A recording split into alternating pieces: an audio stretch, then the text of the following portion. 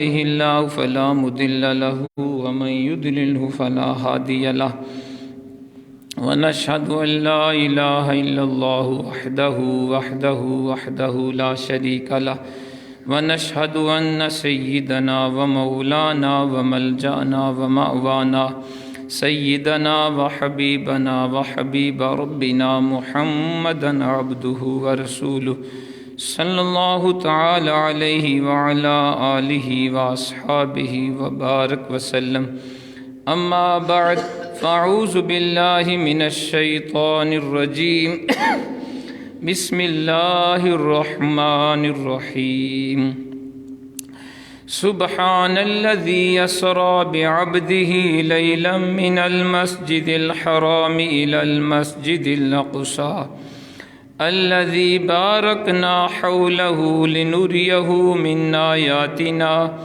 إنه هو السميع البصير آمنت بالله صدق الله العظيم وصدق رسوله النبي الكريم الأمين ونحن على ذلك لمن الشاهدين والشاكرين والحمد لله رب العالمين ان اللہ وملائکتہ یصلون علی النبی یا ایہا الذین آمنوا صلوا علیہ وسلموا تسلیما۔ درود پاک۔ اللہم صلی علی سیدنا محمد وعلی آل سیدنا محمد وبارک وسلم علیہ۔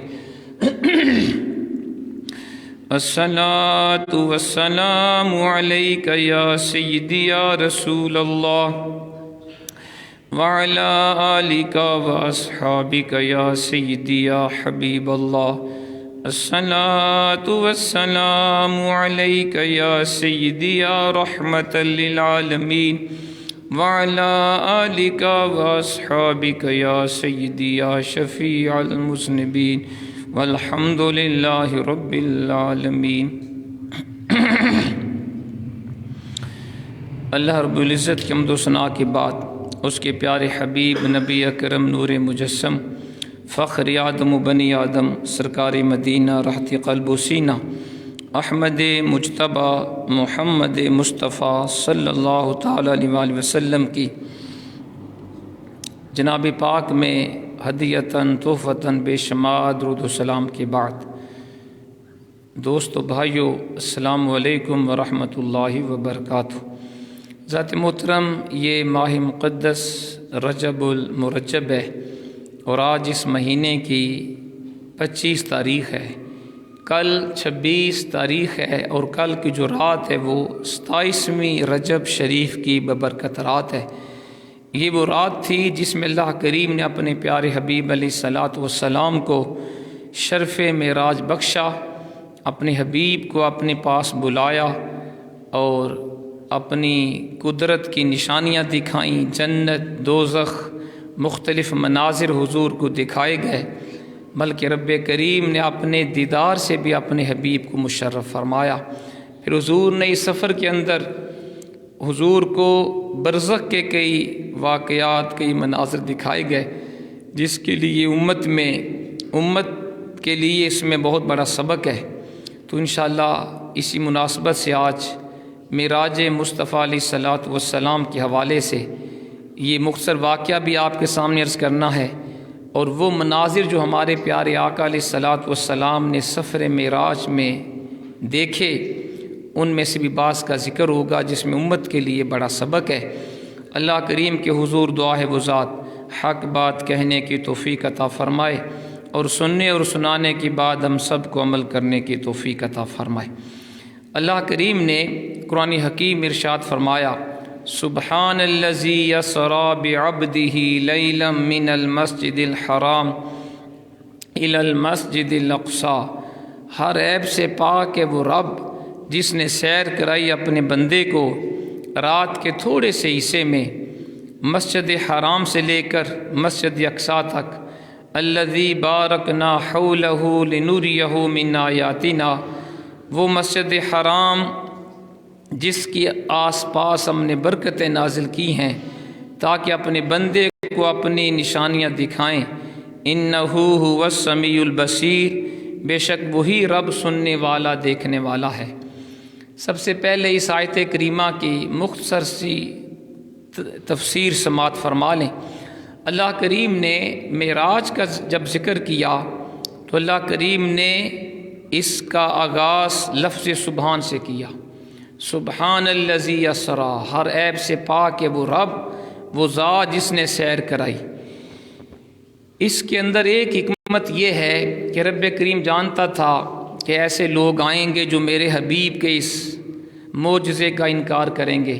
وہ عقل کی کسوٹی پر اس واقعہ کو پرکھیں گے، اور ظاہر ہے کہ عقل میں یہ نہیں آتا کہ کوئی شخص رات کے تھوڑے سے حصے میں مسجد حرام سے مسجد اقصیٰ تک جائے، پھر وہاں سے آسمانوں پہ جائے، ساتوں آسمانوں کی سیر کرے، سدرۃ المنتہا پہ جائے، اس سے بھی آگے، اور اللہ کی قدرت کی نشانیاں دیکھے، اور پھر رات ختم ہونے سے پہلے واپس بھی آ جائے۔ عقل نہیں مانتی۔ تو رب کریم جانتا تھا ایسے لوگ آئیں گے جو میرے حبیب کے اس واقعہ معراج اور معراج کے معجزے کا انکار کریں گے۔ تو اللہ کریم نے اب پہلے اپنی ذات کا ذکر کیا، فرمایا جو میرے حبیب کی معراج کا انکار کریں گے ان کو پہلے میری قدرت کا انکار کرنا پڑے گا۔ میرے حبیب نے تو دعویٰ نہیں کیا کہ میں نے خود معراج کیا ہے، یہ میرا دعویٰ ہے رب کریم کا کہ میں نے اپنے حبیب کو معراج کروایا ہے۔ تو اب حضور کے معراج کا انکار کرنا گویا اللہ کی قدرت کا انکار ہے، اور جو بندہ اللہ کی شان قدرت کا انکار کرے وہ دائرہ اسلام سے خارج ہوتا ہے۔ تو اللہ کریم نے فرمایا سبحان الذی اسریٰ، ہر عیب سے پاک ہے وہ ذات جس نے سیر کرائی اپنے بندے کو۔ اب سبحان کیا ہے؟ سبحان عربی گرامر میں سبح یسبح تسبیح باب تفعیل کے مصدر کا علم ہے، جیسے عثمان کسی کا نام ہوتا ہے، سبحان بھی اسی طرح ہے۔ سبحان کا معنی ہوتا ہے وہ ذات جو ہر قسم کے عیب سے پاک ہو، ہر قسم کا عیب، ہر قسم کا نقص، ہر قسم کی کجی کمی سے جو ذات پاک ہو اسے سبحان کہتے ہیں۔ حدیث پاک میں آیا، حضرت طلحہ رضی اللہ تعالی عنہ فرماتے ہیں سألت رسول اللہ علیہ الصلاۃ والسلام عن تفسیر سبحان اللہ، میں نے اللہ کے حبیب سے پوچھا حضور آپ مجھے بتائیں سبحان اللہ کا معنی کیا ہے؟ تو اللہ کے حبیب نے فرمایا تنزیہ اللہ عن کل سوء، سبحان اللہ کا معنی ہے اللہ کریم ہر عیب سے پاک ہے۔ رب کریم ہر عیب سے پاک ہے، ہر کمی سے، ہر کجی سے، ہر نقص سے وہ ذات پاک ہے۔ تو اللہ نے فرمایا سبحان الذی اسریٰ، میری ذات وہ ذات گرامی ہے جو ہر قسم کے عیب سے پاک ہے۔ وہ رب نے سبحان کے ذریعے اپنے پاک ہونے کا دعویٰ کیا، اپنی سبوحیت قدوسیت کا بیان کیا۔ اب کوئی بھی دعویٰ دلیل کے بغیر قابل قبول نہیں ہوتا، ہر دعوے کے لیے کوئی نہ کوئی دلیل ہوتی ہے۔ تو اللہ کریم نے بطور دلیل اپنی سبحان ہونے کی دلیل کے طور پہ فرمایا الذی اسریٰ بعبدہ، فرمایا میں وہ رب ہوں جو ہر قسم کے عیب سے پاک ہوں۔ اس کی دلیل کیا ہے کہ اللہ کی ذات وہ ذات ہے جس نے اپنے بندہ خاص کو رات کے تھوڑے سے حصے میں مسجد حرام سے لے کر مسجد اقصیٰ تک کا سفر کروا دیا۔ وہ رب جو رات کے تھوڑے سے حصے میں اتنا طویل سفر اپنے بندے کو کروا سکتا ہے، یہ اس بات کی دلیل ہے وہ رب ہر قسم کے عیب سے پاک ہے۔ تو اللہ کریم نے اپنے پیارے حبیب کے معراج کے سفر کو اپنی سبحانیت قدوسیت کی دلیل کے طور پہ بیان فرمایا۔ اب جو حضور کے معراج کا انکار کرتے ہیں یا کہتے ہیں یہ خواب کا واقعہ ہے، اس کا حقیقت کے ساتھ کوئی تعلق نہیں ہے، وہ صرف حضور کے معراج کا انکار نہیں کرتے، اللہ کی شان قدرت کا انکار کرتے ہیں، اور جو اللہ کی کسی شان کا بھی انکار کرے وہ مسلمان نہیں رہ سکتا۔ اب اللہ کریم نے اپنے حبیب کا ذکر کیا، فرمایا سبحان الذی اسریٰ، ہر عیب سے پاک ہے وہ رب جس نے سیر کرائی۔ اسریٰ کہتے ہیں رات کے وقت سیر کروانے کو۔ پھر اللہ نے اپنے حبیب کا ذکر کیا بعبدہ، لفظ عبد کے ساتھ۔ کیوں کیا؟ ایک اس کی وجہ علماء نے لکھی کہ تاکہ حضور کی امت حضور کے فضائل و کمالات کو دیکھ کر اس غلط فہمی کا شکار نہ ہو جائے، جیسے عیسائی حضرت عیسیٰ علیہ السلام کے معجزات کو دیکھ کر انہوں نے حضرت عیسیٰ کو خدا کا بیٹا کہنا شروع کر دیا تھا۔ حالانکہ عیسیٰ علیہ السلام کو اللہ نے چند ایک معجزات عطا فرمائے تو یہ کچھ بعید نہ تھا، وہ اللہ کا پیارا حبیب جس کو رب کریم نے سراپا معجزہ بنا کے بھیجا ہے، یہ امکان تھا کہیں حضور کی امت بھی حضور کے فضائل و کمالات کو دیکھ کر آپ کو خدا کا بیٹا کہنا شروع نہ کر دے۔ اس لیے رب کریم نے معراج کا ذکر کرتے ہوئے اپنے حبیب پاک کا ذکر بعبدہ ہی کے ساتھ کیا، تاکہ دنیا کو پتہ چلے کہ بے شک میرے حبیب کی شان کائنات میں سب سے بلند و بالا ہے۔ بعد از خدا بزرگ توئی قصہ مختصر، اللہ کریم کے بعد پوری کائنات میں سب سے افضل والا جو ہستی ہے وہ ہمارے پیارے آقا کی ذات گرامی ہے، لیکن حضور باوجود اس کے کہ مخلوق میں سب سے افضل والا ہیں، لیکن حضور نہ خدا ہیں نہ خدا کے بیٹے ہیں۔ اس لیے اللہ کریم نے معراج کا ذکر کرتے ہوئے اپنے حبیب کا ذکر بعبدہ ہی کے ساتھ کیا، تاکہ حضور کی امت حضور کے فضائل و کمالات کو دیکھ کر گمراہ نہ ہو جائے۔ اور دوسری وجہ یہ ہے، جب اللہ کے حبیب اپنے رب کی بارگاہ میں حاضر ہوئے تو اللہ کریم نے اپنے حبیب سے پوچھا بما اشرفک یا محمد صلی اللہ علیہ وسلم، اے پیارے حبیب آپ بتائیں آپ کو کس نام سے میں پکاروں؟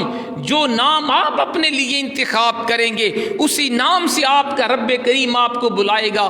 تو اللہ کے حبیب نے عرض کیا تھا بنسبتی الیک بالعبودیہ، پروردگار مجھے یہ پسند ہے تو مجھے اپنا بندہ کہہ کے پکار، تو مجھے اپنا بندہ کہہ کے پکار۔ تو جو لقب اللہ کے حبیب نے خود اپنے لیے پسند کیا، اللہ کریم نے معراج کا ذکر کرتے ہوئے اسی لقب کا ذکر کیا۔ سبحان الذی اسری بعبدہ، ہر عیب سے پاک ہے وہ ذات جس نے سیر کرے اپنے بندے کو لیلن، رات کے تھوڑے سے حصے میں۔ عربی گرامر میں لیلن کے اوپر جو تنوین ہے یہ تقلیل کی ہے، یہ بتا رہی ہے اس سفر معراج میں پوری رات صرف نہیں ہوئی، بلکہ رات کے تھوڑے سے حصے میں اللہ کریم نے اتنا لمبا سفر اپنے حبیب کو طے کروا دیا۔ من المسجد الحرام الی المسجد الاقصی، یہ سفر معراج مسجد حرام سے لے کر مسجد اقصی تک ہوا۔ حضور کے سفر معراج کی 3 قسمیں ہیں۔ ایک قسم قرآن پاک نے بیان کی مسجد حرام سے لے کر مسجد اقصی تک، باقی 2 قسمیں احادیث اور سیرت کی کتابوں میں آتی ہیں۔ دوسری معراج کا جو سفر ہے وہ مسجد اقصی سے لے کر سدرۃ المنتہا تک ہوا، اور تیسری قسم سفر کی سدرۃ المنتہا سے لے کر آگے لامکان تک ہے۔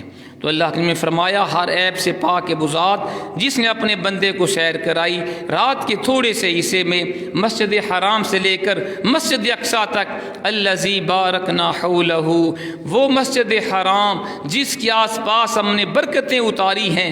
ہم نے یہ سفر، اب وہ برکات کیا ہیں؟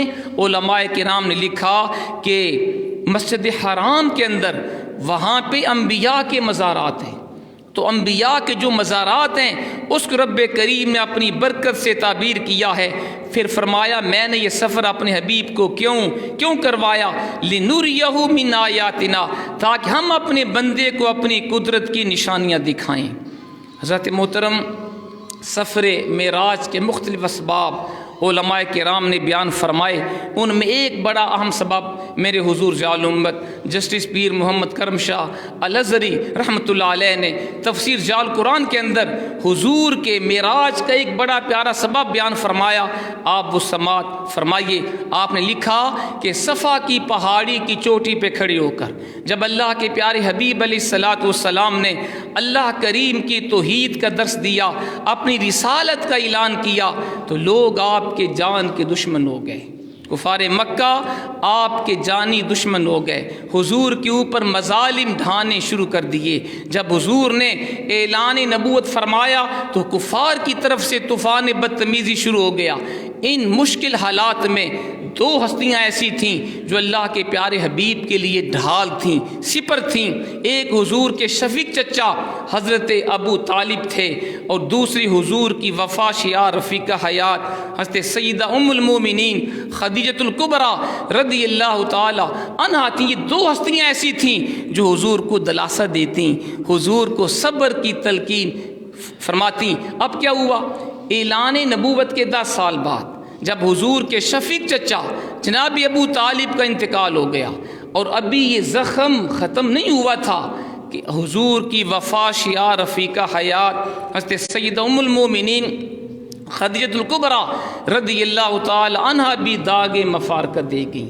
جب یہ دونوں ہستیوں کا انتقال ہو گیا، اب کفار مکہ کو ظلم و ستم سے روکنے والا کوئی نہیں تھا، اب ان کے مظالم بڑھ گئے۔ اللہ کے پیارے حبیب علیہ الصلوۃ والسلام نے طائف کی طرف سفر کیا، شاید وہاں کے لوگ اسلام کو قبول کر لیں، میری دعوت کو مان لیں، لیکن آپ جانتے ہیں اہل طائف نے جو بہیمانہ اور ظالمانہ سلوک حضور کے ساتھ کیا، باش لونڈوں کو حضور کے پیچھے لگا دیا گیا، انہوں نے حضور کو پتھر مار کے آپ کے مبارک پاؤں زخمی کر دیے۔ تو طائف کے اندر جو ظالمانہ سلوک حضور کے ساتھ کیا گیا، اس نے سابقہ زخموں کے اوپر نمک پاشی کا کام کیا۔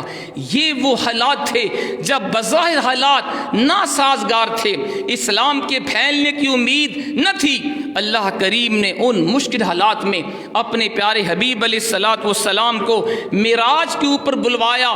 اے حبیب کیا ہوا؟ اگر دنیا تیری خلاف ہے، آ میری بارگاہ میں حاضر ہو کر دیکھ لو، تیرا رب تیرے ساتھ ہے۔ جب اللہ کی نصرت، اللہ کی مدد آپ کے شامل حال ہے، پوری دنیا بھی آپ کی مخالف ہو جائے، آپ کا بال بیکا نہیں کر سکتی۔ تو اللہ کریم اس لیے اپنے حبیب کو معراج کے اوپر بلوایا تاکہ حضور کو حق الیقین ہو جائے، عین الیقین ہو جائے کہ میرے رب کی مدد میرے شامل حال ہے۔ ساتھ محترم، یہ ایک بڑا اہم سبب تھا۔ اب یہ واقعہ کیسے ہوا؟ کتب حدیث اور سیرت کی کتابیں بھری پڑی ہیں۔ یہ واقعہ اگر بتفصیل بیان کیا جائے کافی وقت چاہیے، میں انتہائی اختصار کے ساتھ احادیث صحیحہ کی اور سیرت کی معتبر کتابوں کی روشنی میں آپ کے ساتھ یہ واقعہ بیان کرنا چاہتا ہوں تاکہ آپ کے دل میں کچھ نہ کچھ اس کا خلاصہ بیٹھ جائے۔ اللہ کے پیارے حبیب علیہ الصلوۃ والسلام شب معراج کو حرم کعبہ میں حتیم کعبہ کے پاس آرام فرما تھے۔ رات کا وقت تھا، حضرت جبریل امین حاضر خدمت ہوئے اللہ کریم کے حکم سے اور حضور کو آ کے جگایا، اللہ کریم کا سلام پیش کیا اور کہا اے حبیب ان اللہ یقریک السلام، اللہ کریم آپ کے اوپر سلام فرماتا ہے، وَهُوَ يَدْعُوكَ، اور وہ آپ کو بلا رہا ہے، وَأَنَا حَامِلُكَ إِلَى اللَّهِ تَعَالَى، اور میں اس لیے حاضر ہوا ہوں میں آپ کو لے کے آپ کے رب کی بارگاہ میں حاضر ہو جاؤں۔ حضور نے فرمایا جبریل امین نے مجھے جگایا اور آب زمزم کے کنویں کے پاس مجھے لایا گیا اور وہاں میرا شک صدر ہوا، میرے سینے پاک کو چاک کیا گیا اور جبریل امین جنت سے حکمت و ایمان کا بھرا ہوا تشت اپنے ساتھ لائے تھے، میرے سینے کو چاک کر کے حکمت و ایمان کا بھرا ہوا تشت میرے سینے میں انڈیل دیا گیا، پھر میرے سینے کو سی دیا گیا، پھر مجھے حرم کعبہ سے باہر لایا گیا۔ جبریل امین کے ساتھ سیرت کی کتابیں بتاتی ہیں کہ 70,000 فرشتے بھی حضور کے استقبال کے لیے ساتھ آئے تھے، وہ بھی جبریل امین کے ساتھ تھے، اسرافیل، میکائیل، معزز فرشتے بھی تھے۔ اب حضور کو سواری کے لیے براق پیش کیا گیا اور آپ نے خود اس کی وضاحت کی، فرمایا جو براق تھا وہ اس طرح کا، وہ سفید رنگ کا وہ جانور تھا اور خچر سے تھوڑا چھوٹا تھا، گدی سے تھوڑا بڑا تھا۔ اور صحابہ نے پوچھا حضور اس کی رفتار کتنی تھی؟ آپ نے فرمایا جہاں تک نگاہ کی انتہا ہوتی ہے وہاں براق کے پہلے 2 قدم جا کے پڑتے تھے، اتنا تیز رفتار تھا وہ براق جو حضور کو پیش کیا گیا۔ اور یہ ایسا براق تھا حضور سے پہلے کوئی اس کے اوپر سوار نہیں ہوا تھا۔ حضور کی سواری بڑے شان و شوکت کے ساتھ چلتی ہے، جبریل امین ساتھ ہے، میکائیل، دیگر فرشتے۔ راستے میں ایک مقام آیا جس کو کثیف احمر کہتے ہیں، جبریل نے کہا حضور یہاں پہ رکیے، آپ وہاں ٹھہرے، نیچے اترے۔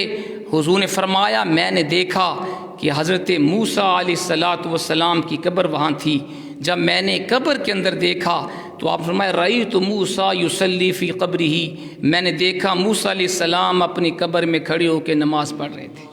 حدیث پاک ہے، یہ مسلم کے اندر یہ حدیث پاک ہے کہ آپ نے فرمایا موسیٰ علیہ السلام اپنی قبر میں کھڑے ہو کے نماز پڑھ رہے تھے۔ اس سے پتہ چلا انبیاء کرام اپنے مزارات میں زندہ ہوتے ہیں، زندہ بھی ہوتے ہیں اور اللہ کی عبادت بھی فرماتے ہیں۔ آپ نے فرمایا پھر ایک جگہ آئی، مجھے جبریل نے کہا حضور نیچے اتریے اور 2 رکعت نماز پڑھیے۔ میں نے پوچھا کون سی جگہ ہے؟ کہاں یہ آپ کی ہجرت گاہ ہے، وادی بطحا ہے، یہ یثرب کی سرزمین ہے، یہاں پہ آپ ہجرت کر کے تشریف لائیں گے۔ میں نے وہاں بھی 2 رکعت نماز پڑھی۔ بالآخر حضور کی سواری مسجد اقصیٰ میں پہنچی، جہاں پہ 1,24,000 کم و بیش انبیاء کرام حضور کے استقبال کے لیے چشم برآں تھے۔ حضور کی سواری کو ایک پتھر کے ساتھ باندھ دیا گیا اور حضور نے فرمایا، جبریل نے اذان دی، اب نماز کا وقت تھا۔ 2 رکعت نماز حضور نے وہاں سارے انبیاء کرام کو پڑھائی ہے۔ حضور نے فرمایا جب جماعت کا وقت ہوا تو میرے دل میں آیا یہاں پہ بڑے بڑے جلیل قدر اللہ کے انبیاء ہیں، میرے جد امجد حضرت ابراہیم خلیل اللہ ہیں اور حضرت آدم علی نبینا علیہ السلام ہیں، تو ان میں سے کوئی جماعت کروائے گا، لیکن کوئی مصلی امامت پہ کھڑا نہ ہوا۔ جبریل نے میرا بازو تھاما، عرض کی آقا آپ امامت فرمائیں گے؟ آپ کے ہوتے ہوئے کسی نبی کی جرت نہیں ہے کہ مصلی امامت پہ کھڑا ہو۔ ذات محترم یہاں پہ ایک بڑی لطیف بات ہے کہ جبریل نے حضور کو مصلی امامت پہ کھڑا کیا، لیکن کیا کسی نبی نے اعتراض کیا کہ حضور کو ہمارے ہوتے ہوئے امام کیوں بنایا گیا؟ بتائیں جی، کسی نبی نے اعتراض نہیں کیا کہ حضور امام کیوں بنے؟ قابل غور بات ہے، جبریل حضور کو امام بنائیں، کوئی نبی اعتراض نہیں کرتا۔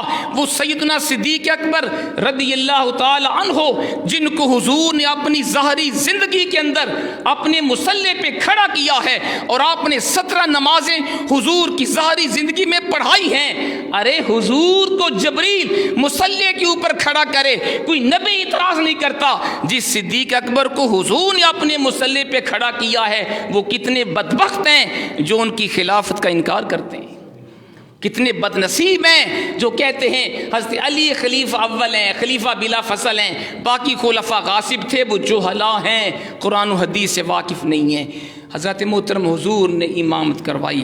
پھر اس کے بعد بعض انبیاء کرام نے، حضرت ابراہیم علیہ السلام، حضرت سلیمان، حضرت داود، حضرت عیسیٰ وغیرہ نے اپنے فضائل و کمالات بیان کیے جو اللہ نے ان کو شانیں دی تھیں۔ حضور نے فرمایا پھر آخر میں کھڑا ہوا اور میں نے بھی وہ اپنی شان و عظمت کا اظہار کیا جو رب نے مجھے شانیں عطا کی تھیں، اور میں نے کہا بے شک یہ بات درست ہے، آدم کو اللہ نے صفی اللہ بنایا، ابراہیم کو رب کریم نے خلیل اللہ بنایا، حضرت عیسیٰ کو روح اللہ بنایا، موسیٰ کو کلیم اللہ بنایا، لیکن سنو میری شان کیا ہے، الا وانا حبیب اللہ، میں اللہ کا حبیب بن کے تشریف لایا ہوں، میں اللہ کا حبیب بن کے تشریف لایا ہوں۔ تو جب سارے انبیاء نے خطاب کیا، حضور نے بھی خطاب کیا، جبریل کھڑے ہوئے اور کہا سنو اے انبیاء کرام، تم سب سے اللہ کے حبیب محمد مصطفیٰ کی فضیلت زیادہ ہے، اللہ نے حضور کو سب سے زیادہ شان دی ہے۔ بالآخر حضور کا ایک سفر کا حصہ ختم ہوا، پھر حضور کی سواری وہاں سے چلی آسمانوں کی طرف، اور مختلف آسمانوں کے اوپر مختلف انبیاء کرام سے حضور نے ملاقاتیں کی۔ پہلے آسمان پہ حضرت آدم علیہ السلام تھے، حضور کا استقبال کیا، اسی طرح آگے دوسرے پر حضرت عیسیٰ یحییٰ علیہ السلام تھے، پھر آگے حضرت ادریس تھے، اس طرح حضرت موسیٰ چھٹے آسمان پہ تھے، اور ساتویں آسمان پہ حضرت ابراہیم علیہ السلام نے حضور کا استقبال کیا ان الفاظ کے ساتھ، مرحبا بن نبی صالح ولی بن صالح، اے صالح نبی خوش آمدید، اے صالح فرزند خوش آمدید۔ اس نے فرمایا پھر وہاں سے 7 آسمان سے اوپر میں نے دیکھا بیت المعمور جو 7ویں آسمان پہ ہے، وہاں پہ حضرت ابراہیم علیہ السلام ٹیک لگا کے بیٹھے ہوئے تھے۔ یہ بیت المعمور کیا ہے؟ یہ فرشتوں کا کعبہ ہے، فرشتوں کا قبلہ ہے، جس طرح ہمارا کعبہ بیت اللہ ہے، فرشتے بیت المعمور کا طواف کرتے ہیں۔ اس نے فرمایا میری سواری وہاں بھی رکی نہیں ہے، وہاں سے بھی آگے چلی، سدرۃ المنتہا گیا۔ سدر عربی میں بیری کے درخت کو کہتے ہیں، المنتہا جس کی انتہا نہ ہو۔ اس نے فرمایا وہاں جا کے جبریل بھی رک گیا، اور اس نے کہا حضور یہ میرا آخری مقام ہے، اس سے آگے اگر میں جاتا ہوں اللہ کے انوار و تجلیات وہ میرے نورانی پروں کو جلا کے خاکستر بنا دیں گے۔ وہاں سے حضور آگے چلے تو آپ نے جبریل سے پوچھا جبریل حل لک حاجت الی ربک، اے جبریل کیا اللہ کی بارگاہ میں تیری کسی قسم کی کوئی حاجت ہے؟ اللہ کے حضور اگر آپ کی کسی قسم کی کوئی تمنا حاجت ہے مجھے بتائیے۔ حضرت جبریل نے عرض کی حضور ایک میری تمنا ہے۔ پوچھا کیا؟ عرض کی آقا جب قیامت کا دن ہو، جب آپ کی امت پل صراط کے اوپر سے گزرنے لگے، میری یہ تمنا ہے اللہ کریم مجھے اجازت دے میں پل صراط کے اوپر اپنے نورانی پر بچھا دوں، حبیب آپ کی ساری امت میرے نورانی پروں کے اوپر سے ہو کے جنت میں داخل ہو جائے۔ یہ جبریل نے حضور کی بارگاہ میں خواہش پیش کی، حاجت پیش کی۔ حضور وہاں سے آگے چلے، کتابوں میں ہے رف رف آیا، اس کے اوپر حضور سوار ہوئے۔ پھر اس کے علاوہ کہاں تک گئے یہ میری اور آپ کی عقل میں آنے والی باتیں نہیں ہیں۔ جو قرآن نے ہمیں بتایا وہ یہ ہے ثم دنا فتدلی فکان قاب قوسین او ادنی، اللہ کے حبیب اپنے رب کے قریب ہوئے، اللہ اپنے پیارے حبیب کے قریب ہوا اور قریب ہوا، اتنا قریب ہوا رب اپنے حبیب کے کہ جتنا دو کمانیں قریب ہوتی ہیں بلکہ اس سے بھی زیادہ قریب۔ اب وہاں پہ اللہ نے کیا دیا، حضور کو کیا ملا، یہ بھی میں اور آپ سمجھ نہیں سکتے۔ قرآن نے ہمیں بتایا فَأَوْحَىٰ إِلَىٰ عَبْدِهِ مَا أَوْحَىٰ، اللہ نے اپنے بندے کی طرف وحی کی جو وحی کی۔ وہاں راز و نیاز کی باتیں ہوئیں، ان میں خاص تحفہ اللہ نے اپنے حبیب کی امت کے لیے دیا۔ بلکہ بڑی ایمان افروز روایت ہے کہ حضور جب اللہ کی بارگاہ میں مقام خاص میں پہنچے تو اللہ نے فرمایا اپنے حبیب کو، اے حبیب انت و انا، یہاں پہ ایک تیری ذات ہے ایک میری ذات ہے، وما سوا ذالکا خلقت لی اجلکا، حبیب تیرے سوا جو کچھ میں نے کائنات میں بنایا وہ آپ کے لیے بنایا ہے۔ ایک تو ہے ایک میں ہوں، اس کے علاوہ جو کچھ کائنات میں نے بنایا وہ آپ کے صدقے میں ہے۔ اب حضور نے کیا گزارش پیش کی یہ بھی سننے والی ہے۔ حضور نے عرض کیا پروردگار انت و انا، یہاں پہ ایک تیری ذات ہے ایک میری ذات ہے، وما سوا ذالکا ترکت لی اجلکا، پروردگار اس کے علاوہ جو کچھ بھی ہے وہ میں نے تیری رضا کے لیے چھوڑ دیا، تیری اوپر قربان کر دیا۔ اب اللہ نے فرمایا پوچھا حبیب جب ایک دوست کے پاس آتا ہے تحفہ لے کے آتا ہے، تم میرے پاس آئے ہو کون سا تحفہ لائے؟ حضور عرض کرتے ہیں التحیات للہ والصلوات والطیبات، پروردگار میری ساری قولی عبادات بھی تیرے لیے، بدنی عبادات بھی تیرے لیے، مالی عبادات بھی تیرے لیے۔ حضور نے تین چیزوں کا ذکر کیا، رب کریم نے بھی جواب میں تین چیزیں ذکر فرمائی۔ اللہ نے فرمایا حبیب سن، جب تم یہ کہتے ہو کہ پروردگار میری قولی عبادات بھی تیرے لیے، بدنی عبادات بھی تیرے لیے، مالی عبادات بھی تیرے لیے، حبیب سن السلام علیکہ ایہا النبی ورحمت اللہ وبرکاتہ، اے حبیب میرے سارے سلام تیرے لیے، میری ساری رحمتیں تیرے لیے اور میری ساری برکتیں بھی تیرے لیے۔ کیا شان ہے ہمارے آقا کی۔ حضور کو وہاں بھی اپنی غریب امت یاد آئی، عرض کیا پروردگار تو نے کرم کیا، اپنی رحمت اپنی برکات اپنی سلامتی میرے اوپر نازل کی، لیکن پروردگار میں چاہتا ہوں صرف میرے اوپر سلامتی نہ ہو، السلام علینا وعلی عباد اللہ الصالحین، قیامت تک جتنی میری امت آئے گی سب کے اوپر تو سلامتی عطا فرما، سب کے اوپر سلامتی بھیج۔ یہ ہمارے آقا کی شان ہے کہ حضور کو سفر معراج میں بھی امت بھولی نہیں ہے۔ اللہ نے کیا دیا اپنے پیارے حبیب کو، حضور جانے یا دینے والا جانے۔ حدیث پاک جو بتاتی ہے، صحیح مسلم کے اندر حدیث ہے، مشکات کے اندر بھی حدیث ہے، اس نے فرمایا پروردگار نے میری امت کے اوپر 50 نمازیں فرض کی۔ کتنی؟ 50 نمازیں۔ فرمایا جب میں واپس پلٹا چھٹی آسمان پہ موسیٰ کلیم اللہ تھے، پوچھا اے اللہ کے حبیب اللہ نے کیا دیا؟ تو میں نے فرمایا اللہ نے میری امت کے لیے 50 نمازیں تحفہ دی ہیں۔ کہا حضور میں نے اپنی قوم بنی اسرائیل کو آزما کے دیکھ لیا ہے، کسی نے 50 نمازیں نہیں پڑھنی، اللہ کی بارگاہ میں واپس جائیے اور کمی کروا کے آئیں ورنہ 50 نمازیں کوئی نہیں پڑھے گا۔ اس نے فرمایا میں واپس اللہ کی بارگاہ میں حاضر ہوا، ایک روایت کے مطابق اللہ نے 10 نمازیں کم کر دیں اور دوسری میں ہے کہ 5 نمازیں کم کر دیں۔ میں دوبارہ موسیٰ علیہ السلام کے پاس آیا، مجھے پھر انہوں نے واپسی بھیجا، وہ بار بار مجھے بھیجتے گئے، میں بار بار اللہ کی بارگاہ میں حاضر ہوتا گیا، اللہ کریم نمازیں کم کرتا گیا۔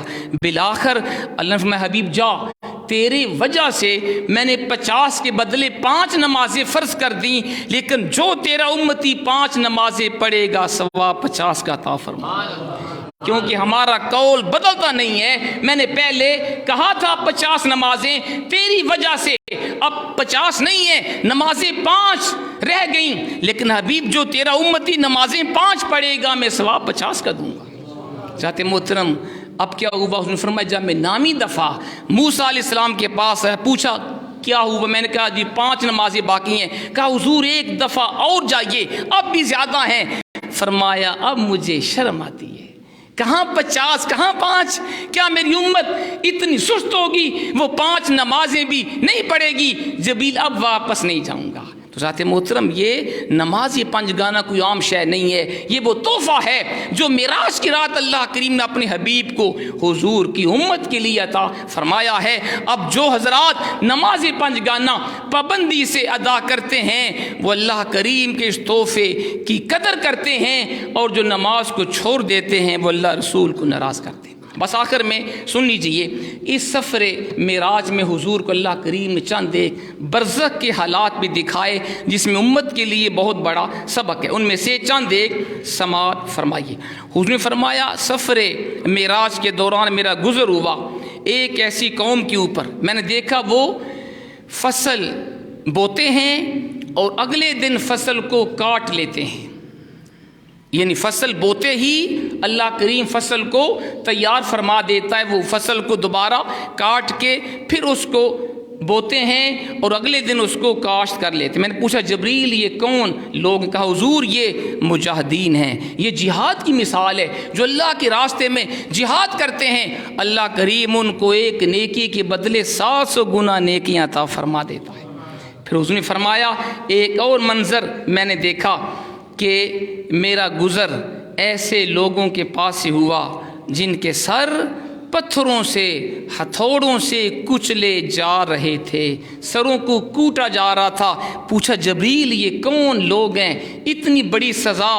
عرض کی آقا یہ وہ لوگ ہیں جو نمازوں میں سستی کرتے ہیں۔ اب قابل غور بات ہے، یہ حضور نے مناظر دیکھے ہیں معراج کی رات کہ نمازوں میں سستی کرنے والوں کی سروں کو ہمارے پیارے آقا نے پتھروں کے ساتھ کچلتے ہوئے دیکھا ہے۔ ذات محترم ہم سب کو نمازی بننا چاہیے، ہم سب کو نماز 5 گانا پابندی سے ادا کرنی چاہیے۔ ایک اور منظر ہمارے آقا نے دیکھا، آپ نے فرمایا میرا گزر ایسی قوم کے پاس سے ہوا جن کے ایک طرف حلال خوشبودار گوشت تھا اور دوسری طرف بدبودار گوشت تھا، وہ حلال اور خوشبودار گوشت کو چھوڑ کے بدبو والا گوشت کھا رہے تھے۔ پوچھا جبریل کون لوگ ہیں؟ کہا حضور یہ بدکار عورتیں ہیں جو شادی شدہ ہونے کے باوجود غیر مردوں کے پاس رات گزارتی تھیں، اور یہ وہ مرد ہیں جو اپنی بیوی ہوتے ہوئے غیر عورتوں کے پاس جا کے رات گزارتے تھے، ان کی مثال ہے۔ انہوں نے فرمایا پھر میں نے یہ منظر بھی دیکھا، کچھ لوگ دیکھے جن کے پیٹ بڑے بڑے تھے، ان میں سانپ اور بچھو لوٹ پوٹ ہوتے ہوئے میں نے دیکھا۔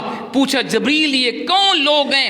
عرض کی آقا یہ سود کھانے والے ہیں، یہ سودی کاروبار کرنے والے ہیں جن کو اتنا تکلیف میں ہیں، اتنے عذاب میں ہیں۔ انہوں نے فرمایا پھر میں نے ایک منظر یہ بھی دیکھا، ایسے لوگوں کو میں نے دیکھا جن کے آگے پیچھے چیتھرے لگے ہوئے تھے اور وہ اونٹ بکریوں کی طرح گھاس کھا رہے تھے، خاردار کڑوی بوٹی اور زقوم جہنم کا درخت کھا رہے تھے۔ پوچھا جبریل کون لوگ ہیں؟ عرض کی آقا یہ زکوٰۃ نہیں دیا کرتے تھے، یہ زکوٰۃ نہیں دیا کرتے تھے۔ پھر آپ میرا گزر ایسی قوم کے پاس ہی ہوا جن کی زبانیں اور ہونٹ آگ کی کینچیوں سے کاٹی جا رہی تھی۔ پوچھا جبریل کون لوگ ہیں؟ عرض کی آقا یہ فتنہ پرور خطیب ہیں، یہ وہ آپ کی امت کے علماء ہیں جو لوگوں کو واعظ کرتے تھے، عمل نہیں کرتے تھے، امت کو گمراہ کرتے تھے، فتنوں کے اندر ڈالتے تھے۔ یہ منظر بھی حضور نے دیکھا۔ ایک اور منظر آپ نے دیکھا، ایسے لوگ حضور نے دیکھے کہ وہ تانبے کے ناخنوں سے اپنے چہروں اور اپنے سینوں کو کھرچ رہے تھے۔ استغفر اللہ، تانبے کے ناخنوں سے اپنے چہرے اور سینوں کو کھرچ رہے تھے۔ پوچھا جبریل کون لوگ ہیں؟ عرض کی آقا یہ غیبت کرنے والے تھے، اپنے بہن بھائیوں کی غیر حاضری میں ان کے عیبوں کو بیان کرتے تھے، یہ غیبت ہے، یہ ان کی سزا یہ ہے۔ پھر آپ فرمایا میرا گزر ایسی قوم کے پاس ہی ہوا، میں نے دیکھا وہ آگ کی شاخوں سے لٹکے ہوئے تھے، آگ کی شاخوں سے لٹکے ہوئے تھے۔ پوچھا جبریل یہ کون لوگ ہیں؟ عرض کی آقا یہ اپنے والدین کو گالیاں دیا کرتے تھے۔ ہم سب کو ان احادیث سے سبق سیکھنا چاہیے۔ ایک اور منظر حضور نے دیکھا کہ ایسی خواتین کو دیکھا جو چھاتیوں اور اپنے پستانوں کے بل لٹکی ہوئی تھیں۔ پوچھا جبریل یہ کون خواتین ہیں؟ کہا حضور یہ زنا کرنے والی عورتیں تھیں۔ اور ایک آخری منظر سن لیں، آپ نے دیکھا ایسے لوگوں کو دیکھا جن کے منہ میں آگ کے پتھر ڈالے جا رہے تھے۔ پوچھا جبریل یہ کون لوگ ہیں؟ عرض کی آقا یہ یتیموں کا مال ظلماً کھایا کرتے تھے۔ یہ وہ مناظر ہیں جو ہمارے آقا نے معراج کی رات دیکھے، ہم سب کو اس سے سبق سیکھنا چاہیے۔ شارٹ کٹ یہ ہے، حضور وہاں سے واپس تشریف لائے، رات کا وقت تھا اور آپ واپسی آئے، کنڈی حرکت کر رہی تھی، جس پانی سے وضو کیا وہ پانی ابھی جاری تھا اور یہاں رات کا سماں تھا۔ جب صبح ہوئی حضور نے حرم کعبہ میں کفار کے سامنے اللہ کریم کی شان کا ذکر کیا، کفار نے صاف انکار کر دیا اور اہل ایمان نے فوراً مان لیا۔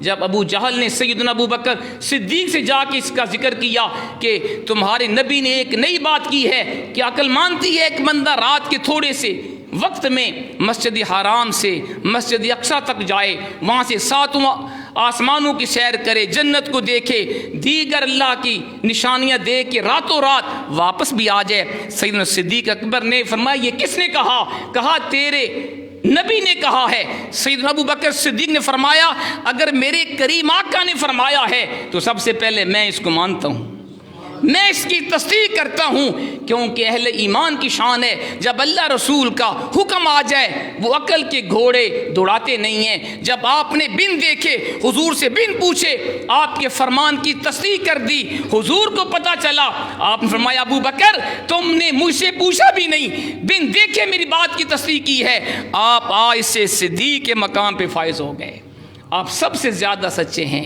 ساتھ محترم یہ وہ واقعہ تو جو میں نے انتہائی اختصار کے ساتھ آپ کے سامنے عرض کیا۔ اللہ کریم ہمیں عمل کی توفیق عطا فرمائے۔ وما علیہ